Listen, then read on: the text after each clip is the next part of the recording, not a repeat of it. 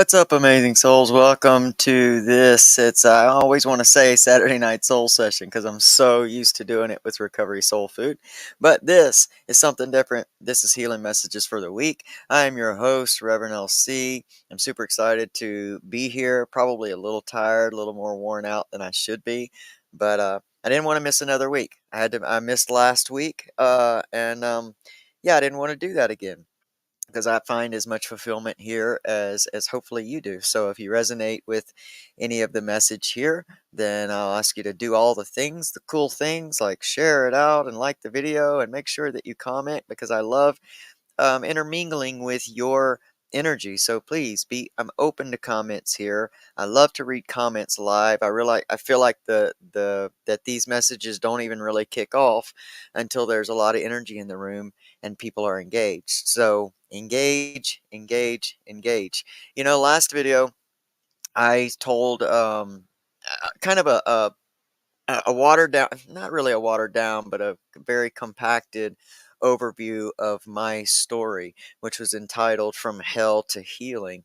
And so I kind of want to just compound and build off of that a little bit this week, in that I want us to talk about addictions, their origins, some strategies that we can use that are living within our failures, which we touched on in that video as well. And if you haven't seen that, it's available on my YouTube channel. Is youtube.com at Recovery Soul Food.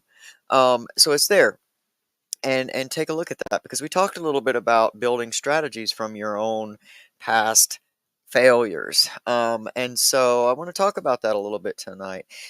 And and this theme that keeps coming up over and over and over in my awareness is that how we've what we do in our society is we swing the pendulums of things, usually from one extreme to another. And so we have gone from a society that has really stigmatized substance addiction. Meanwhile, majority of human beings that we interact with every day are stuck in the very same loops of addictions.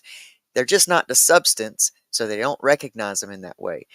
But we've gone from a place of being so harsh and so shameful and punishing towards, sorry guys, shameful and punishing towards substance addiction, that now we've swung to the pendulum so far that we're almost coddling our trauma and our triggers to the point that we're not allowing ourselves to grow. And this is very detrimental. It will keep us in the same loops, it will keep us in the same cycles, it will keep us stuck in the same pain if we coddle our recovery and we never let it get challenged. So those are the things that I really want to touch on tonight. I'm going to jump over to these comments. Now, normally I do my amazing book promos and things. I tell you about amazing resources in the beginning of the show. Tonight, I want to kind of wait till the end, because it dawned on me. There's usually more people here at the end of our video than there is in the beginning. So y'all stick around, and I'm going to introduce you to some amazing resources. I'm also going to introduce you, or let you know what I'm reading now. I think that's very important.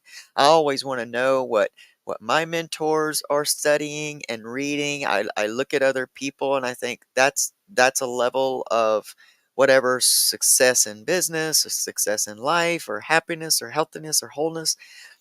And when I can see it and have a mentor in place, which I have many, I want to know what they're reading. What are they consuming? How can I too consume the things that are going to help me get where I want to be? So stick around to the end, because I have some amazing resources to let you know about. All right. Well, let's see. All right, what's up, Pam? Thank you so much. Our sister Pamela Topchian, always so awesome in the chat. Our just just just one of our warriors. Just one of our warriors. I thank you so much for being here. And anyone else that I cannot see in the comments, I want to tell you thank you for being here. Thank you for joining me. And bring your questions. Is there something that you want to ask? Is there something you want to know? Is there something that you're struggling with? How can this platform be of service to you in a way that's going to help you walk away from this feeling more prepared, feeling more inspired, more informed, and more motivated, because that's the goal and the point of this. Not just for me to show up every week and listen to myself talk. It is because I want it to have an effect. I want it to be something that you take away from here and it helps you go into this next week with some strategies. I don't know what's happening. My computer keeps giving me notices right where the comments are. What's up, Rhonda? My sister, my fam. I love you. Send my love out to the fam. So yeah, something. So in kind of just writing notes, inspired notes for tonight, I wrote this. Addiction will always have power over you if you coddle your recovery. See, from we can't hide from the addiction. And I had this slight conversation, and some of you are going to disagree with me, and that's okay. That's okay if we disagree. I want you to test it out a little bit. So I had a conversation with someone close to me today about we were talking about 12 steps and the different things and different parts of 12 steps that were both helpful and what maybe we didn't find so helpful. Now, again, your recovery journey is your recovery journey, and whatever helps you, helps you. But there's one thing that I take great caution with, and it is the powerlessness part of it. Because when we become so convinced that we are powerless, and I know that this is not what Bill W. meant by the admitting we are powerless. I understand what Bill W. actually meant and what the overall connotation of admitting we are powerless is. But the way that it is being translated and possibly used, it can slip over where the pendulum can swing so far that we begin to give it our power. We give powerlessness our power when that's what we truly come to believe about ourselves. Because this is what I know about you. Wherever you are in the journey, it doesn't matter if you're in the grips and the throes of it right now. What I know about you is you're a powerful creator. You are a powerful creation. And the power for you to recognize the origins of your addiction, because addictions are born in trauma. No way around it. It's why you can meet some people and so it reminds me so much, and I make this reference all the time. I watched this documentary a long time ago, I think while I was maybe in college, or it might be newer than that, but it was the daisy and the orchid. Daisies can grow in in the cracks of streets, in city streets, you can find a daisy. An orchid has to be very deeply nurtured. An orchid is you got to handle it with, kid gloves. You got to coddle it. You have to nurture it to grow. And it seems very easy. In this documentary, they were talking about studying children that came into these wards of the state, and they came in and they lived in these orphanages. And there was a good many of them that gave over into the addictions, escaping pain, because addiction is an attempt to solve a problem. Addiction's not the end all be all. It is the attempt to solve an internal problem. That's why we call it escapism. That's why we call it a coping mechanism, because that's what it is. It's not just that you love to get high. It's not that. At the point that we're talking about where addiction takes over, this substance addiction takes over, it's no longer about you just wanting to get high. You are attempting to solve a problem. And if we don't go deeper into what that original and origin problem is, then how will we ever know our power as it goes? How will we ever know our problem if we never look at what it is? If we coddle it and we keep it in this box that says, I am powerless over this, you've given it your power, because that means your power lives in the box of that. So, which means you're always looking over your shoulder for relapse, which means if you ever stop going to these meetings or whatever, and you're still within that realm of consciousness and you stop going to these meetings, what are you going to do? It will be what they say, a matter of time before it overtakes you. So, what I'm interested here in this platform, in the recovery soul food realm, in my own life, is I want to know how to take my power back over this part of me, get to the very root cause of it, heal that, and move on with my life.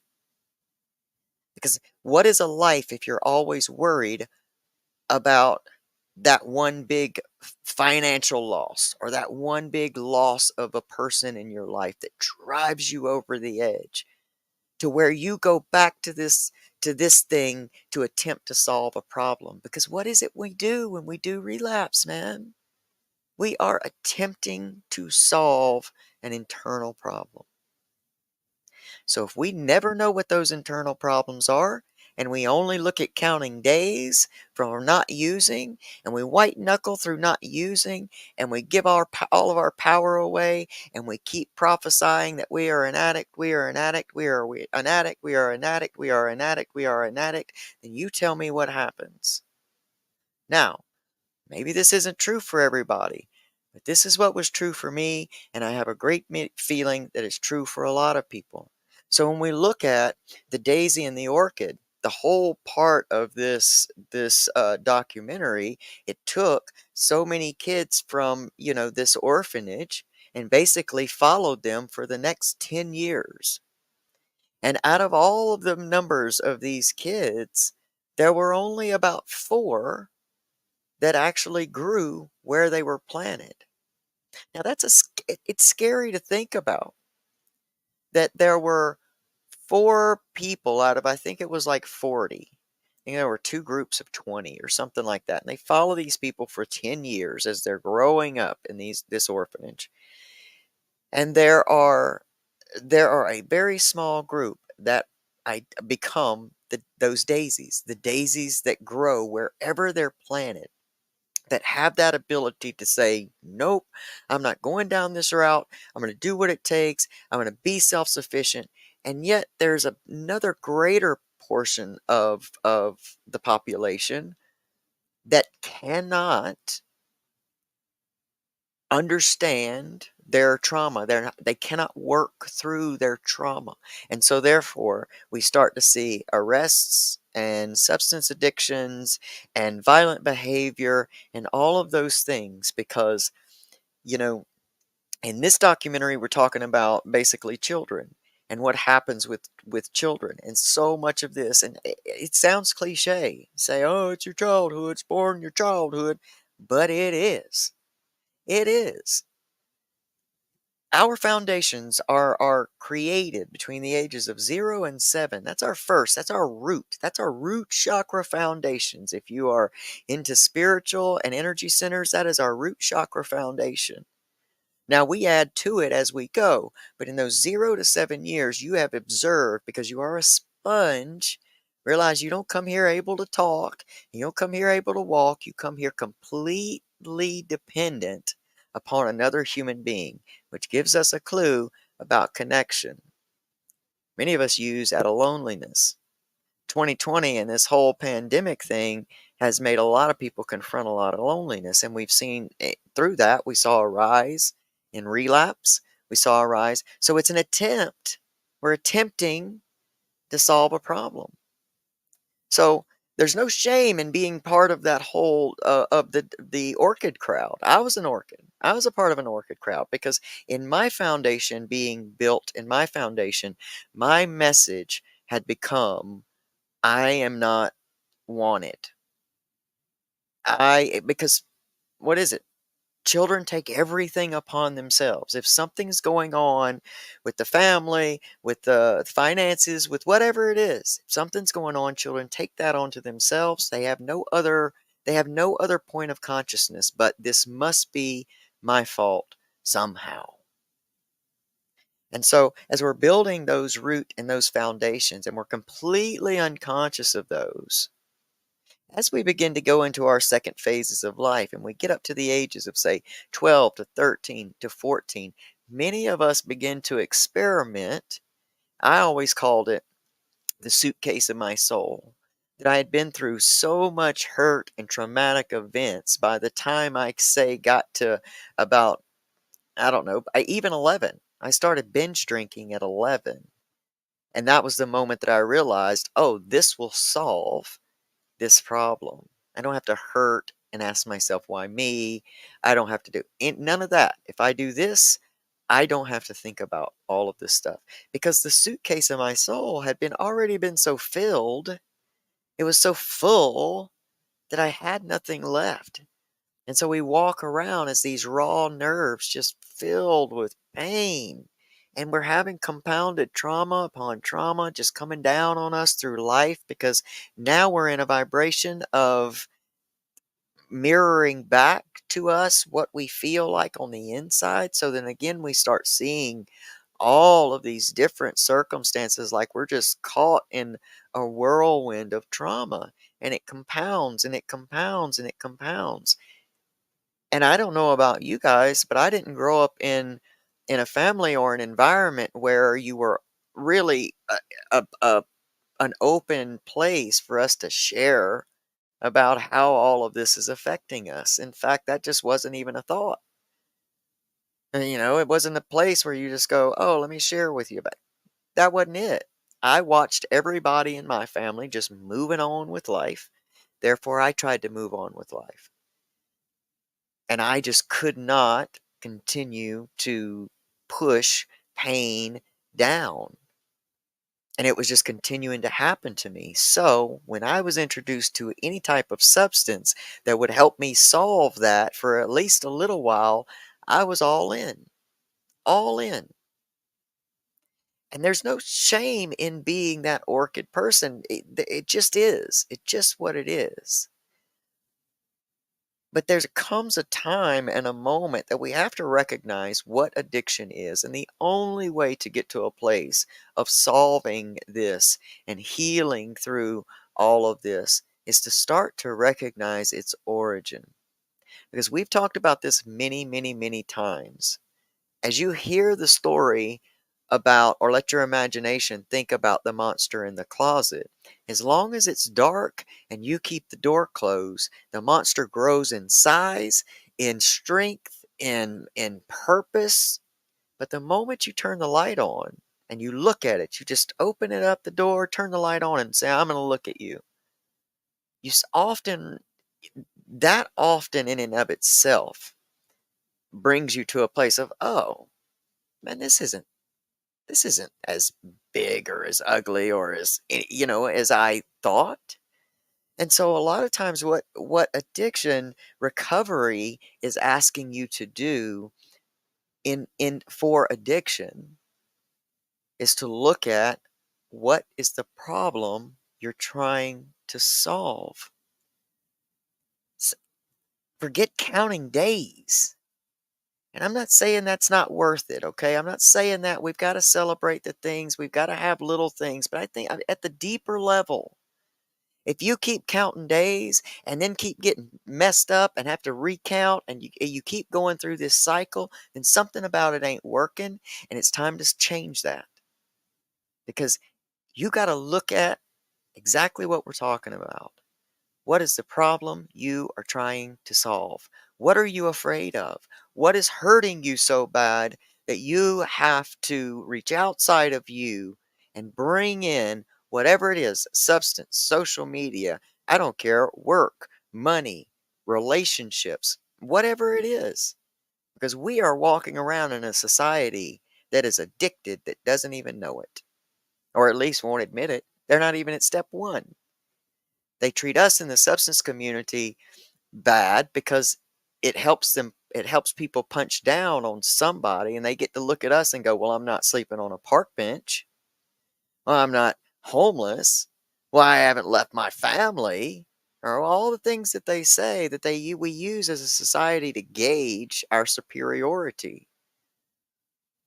we in the substance addiction recovery space understand that we lead the charge because they're naive to think that this is not happening to them in the same ways. And so we lead the charge by figuring out what we're trying to solve. When you flip the light on the issue of what you are trying to solve through the using, what is the fear? I've known people that have come out of jail, and let's say they had a prison stretch or whatever. I did it myself. Came out of jail, you've made all of this progress while you were there. I don't know, you've gotten some 12-step in you, you've gotten some maybe religion or spirituality, you've gotten all this stuff in you, you've got a great plan, a great intention. You come out, life actually starts going well, and then it seems like just out of nowhere, you can't handle it. You get feeling a little jumpy and a little rabbity in you. Either the right friend comes along or you go to them, and all of a sudden, boom, you're back out, you're back at it, and the shame loop starts again. It says, oh, I just can't get this. What's wrong with me? Da da da. All the stuff that we do when we just count days, start the counter over, count days, start the counter over, because we think that all of these things external to us are going to make us happy. If I get the family, if I get the job, these are all the things that I need to do, and I just got to make the choice not to use. And if I make the choice not to use, everything's going to be okay. And yet, we've never gone any deeper than that. We're still buying what society tells us about ourselves, which is addiction is a choice, using is a choice, and you're just making a choice. Versus you are trying to solve a problem. Now, for this person in this scenario, they're going to keep going and tripping up and going back. They'll end up going back to prison, and then they'll do it again, and they'll come back to prison, and they'll do it again. And the hope is that they run up on some type of information, and that they're tired of this cycle, and they decide, I'm going to look for the root cause. I'm going to look for the root issues, because if not, what ends up happening is in the end, we lose them. We lose them.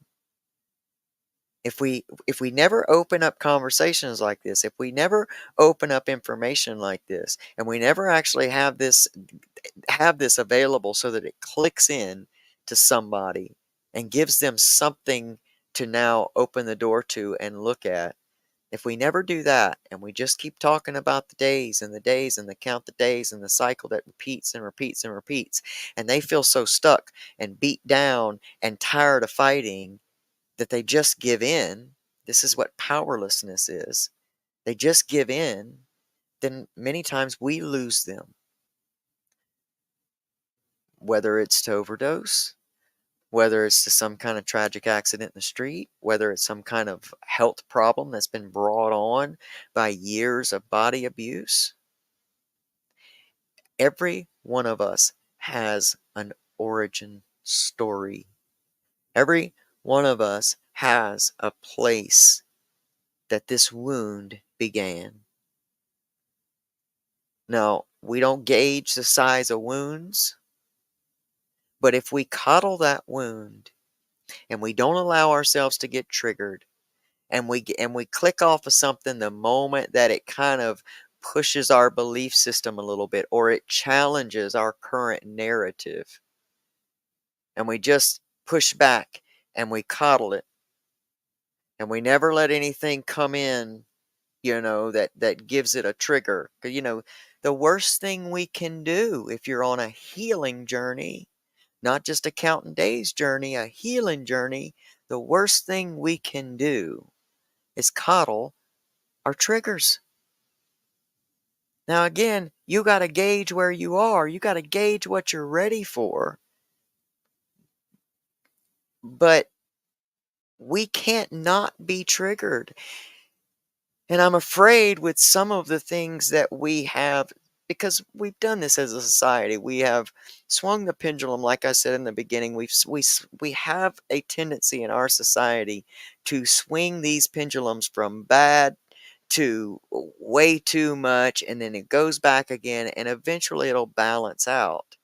And when it balances out in the substance addiction recovery aspect, it comes into words like integration. It comes into words like trauma. Michelle says we all have trauma. You're damn right we do. Every single one of us. Whether we want to flip the light on it or not, we got it. You don't get to live in the world, especially now. If you didn't think you had any trauma before 2019 and 2020, okay, probably not true, but you know you got it now because we all have it from all of that. You don't have your basically your rights taken away, you're shut down in loneliness, you're away from your family, people are dying, fear, fear, fear. You don't get to come out of that without trauma because nobody in the midst of it's talking about, well, how do we work through this? That's why I kept telling you the recovery community leads the charge because this is stuff we got to work through every day. I don't mean in just the sense of not using. I don't work on any more not wanting to use any. That's, it's just that's not at the forefront of my healing journey now. It used to be. Now I'm working on deeper stuff. Now I'm working on those origins. Now I'm going back and I'm working on seeing, flipping the light on some of those places. I invite being triggered. I invite those things. I want to sit there and see, you know, if this has validity. Does this trigger, am I being triggered in a way that is to help me, or ultimately is it going to harm me? I have an amazing friend who's got a book that he's written, The Tao Te Ching, Martin John Garcia, that's part of our conversations. That is part of our conversations. And I get to have this friendship with him where he will very easily point out where maybe I might be deceiving myself, or he will point out something that he sees an even deeper link to than maybe I've even got awareness of. And sometimes it can be very, very triggering. You can be tempted to get angry. But the difference is I know he's there in love. So I'm not saying that we need to do this activity with just any old body. Don't set yourself up to be in a kind of an abusive situation. But I know he's there because I have made my goals to him for my life. We're kind of walking the same path in a lot of ways, like that we're here for like ultimate healing and integration of all of it, not the denial of any of it, but how do we see this, integrate it, work through it, and create a life that we love? And so I invite those moments with him because my goal is to go deeper. And so I ask you, if you're in a space right now of just counting days of sobriety and you're feeling like you're just not winning the race, then I ask you to go deeper and ask yourself this one question. Start right here. And I've redundantly said it tonight in this video. What is the problem you're trying to solve by using? You don't have to sit down and answer it and write a list. If you ask that out with an earnest heart, some people call it prayer, some people just call it speaking, whatever it is to you. But if you will ask that out with an earnest heart and an openness to see and receive, then things will start coming up. And a lot of times they will come up in memories. And you may out of the blue be hit by something that happened to you when you were 3. Try not to recoil from this. Don't recoil from it and try to shut it down, because that's part of the answer to your asking. And sometimes these things don't come to us super quick when we ask the question. So it may take us a little bit to bring it back and go, "Oh, I asked for that." The more you do this and the more open you become to knowing who you are and how you work at a mechanical core level, the more you do that, the quicker the answers show up. The quicker that you ask and the evidence, the manifestation shows up in your reality. So just know that it's kind of a practice like everything else, but be open. And if you're stuck in that loop right now, I just want to give you some encouragement. There's a way out. There is a way out. You're not a failure. You're not so far gone. Addiction doesn't have you so tightly that you can't come out. I promise you, from wherever you are in this moment right now, you can begin to come out. You can climb out. You just gotta find a tribe that you resonate with, asking the deeper questions, and that can help guide you. Find a mentor. Find a sponsor. Find whoever it is. Find many virtual mentors, people that have the life that you feel resonance with, people that inspire you, and find inspiration in your day, no matter what. It has taken me a long time to be in a space where I can look back over my journey and be inspired by myself. Because I never thought for 1 second that I could be the person that I am today. And I have such a great imagination and intention for who I am becoming, and I'm so excited about that. For the majority of my life, I was not excited about anything. Every new day was just another day of torture. And if you're in that space where you feel like you're in this constant torture, then look me in the eyes. I've been there and I understand and I get it.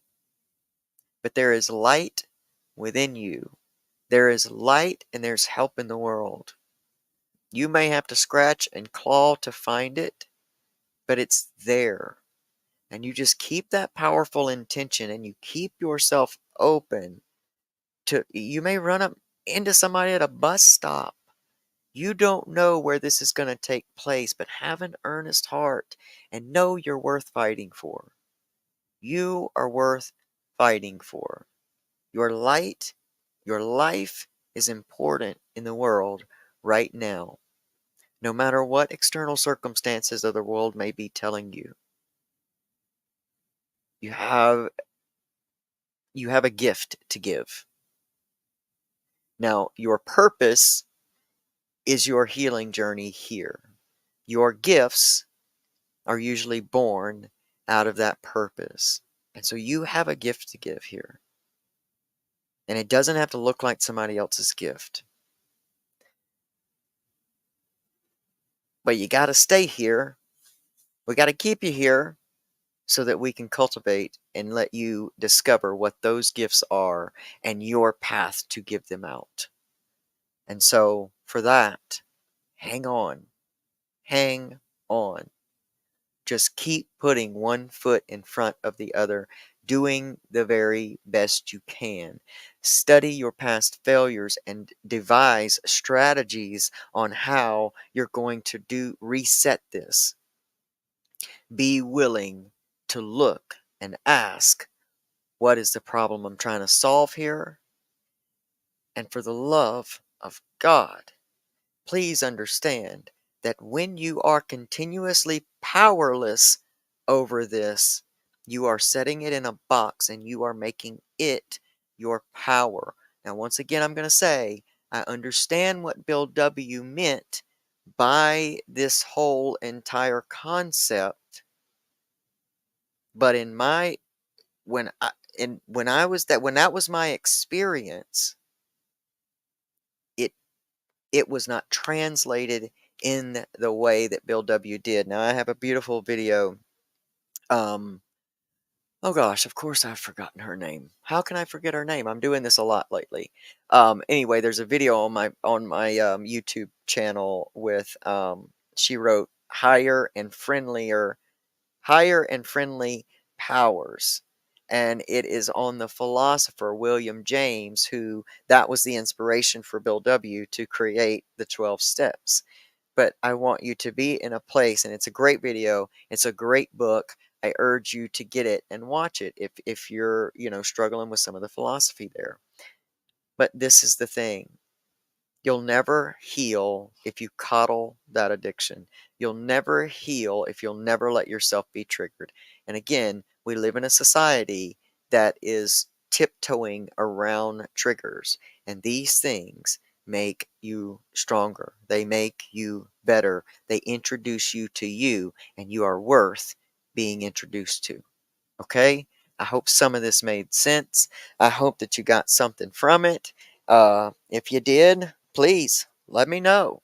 Let me know what it was. Let me know where you are. What is it? What are your biggest struggles? I want to hear from people that are brand new in recovery. I want to hear from people that have got years in recovery. I want to hear from a little bit of everybody. Tell me where you are, because I want to give to you what it is that you can actually resonate with, and something that you can actually put into power and play in your life. You are not powerless.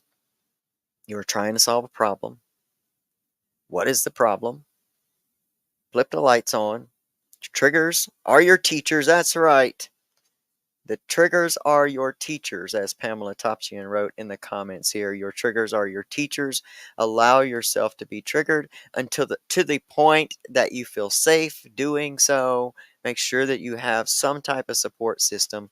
Find a mentor, find a sponsor, whatever it is, find somebody that can help be a guide for you. I like to call them guides, and I have many of them. And one of them is my friend Pamela Topchian, who wrote this amazing book. I didn't come this far to only come this far.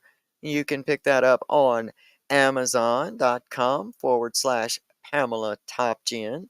She is one of our greatest heroes in this community. She is such an amazing human being. She is a substance recovery ally, having worked in the field herself as a nurse, having had family members that have gone through those, substance addictions. And this is just an amazing book. She's made it affordable for almost everyone. So get your copy today. Get it right there at Amazon. You can also pick up her newest book, Behind the Mask, Gloves, and Scrubs: One Nurse's Journey. This is such an I love this book as well. I love the way Pamela writes. I love her ability to tell her life story, and I love her ability to bring her philosophy home and what it all means to her and how it translates in the world. So I love that. Go to Amazon.com/. Pamela Topchian. And also, she has amazing. So Pamela is one of the greatest hypnotherapists, I think, to me, walking the planet right now. And so she also has a YouTube channel. It's youtube.com/at Pamela Topchian. And you can get her. She uploads different parts of her story. She uploads different podcast appearances. And best of all, she uploads a lot of hypnosis and meditations, and just a lot of ways to start to deal with stress, which I'm going to have to partake more of, because I don't know what's wrong with me. Getting some high blood pressure and stuff. Been stressing out a little too much. So I've got to take my own advice too. Um, and get back into my practices and bring in some new stuff. So I'll be partaking of that, which I do every night. So make sure that you connect with Pamela Topchian. You can also get this amazing little pocket book, this little amazing Tao Te Ching, a new English version by my good friend and my brother Martin John Garcia. This is all 81 verses of the Tao Te Ching, with his amazing lived interpretation, his philosophy around it, and it's just beautiful. Ah, and because I just opened it up to page 78, well, you can get that at martinjohn.com. But I just opened this up to page 78. So we're going to read verse 78 together here right now tonight, and I'm going to leave you with this. So, the title of verse 78 is Living in a Damaged State. Air and water are the softest things we know, causing no damage to those that live within them, yet both erode the hard or rigid in their path. The soft and flexible will always overcome, while the hard and rigid eventually collapse. Ordinary men are well aware of this. However, they prefer conspicuous outcomes. Conspicuous outcomes. No. Yeah, I think so. Thus they align with rigid hardness. It stands firm for a time, but does not last. Therefore, the Master teaches us that we can live amongst things that damage without being damaged by them. Don't coddle them triggers. You hear me? Stop coddling those triggers. You gotta be triggered. You gotta get your roots strong. You've gotta show yourself who you are. And if you just stay rigidly in counting days in this thing, you're going to keep finding that erosion. You're going to keep being too rigid, and you're going to keep getting knocked down and have to start all over. And the cycle's going to start all over. Find out, what's your root cause? What problem are you trying to solve? I love you guys so, so much. I hope you have an amazing, amazing week. You know, that's all I can say. I love you guys, and I appreciate you allowing me to stay here. Please, if you had any resonance in this, again, please make your comment. Tell me where you are. Tell me how we can help. What do you need in your recovery journey that we could possibly bring to you? Even if I got to bring on a guest, if I got to go find it and bring it here, let me know where you are. Let me know what you need, and just know that I love you. All right, guys. Until next week, hopefully, let's hope I can be here next week. But until then, just know that I love you. And no matter where you are in your world, you can get up from your give up and you can create a life you love. All right, y'all. I'll see you next time. Bye.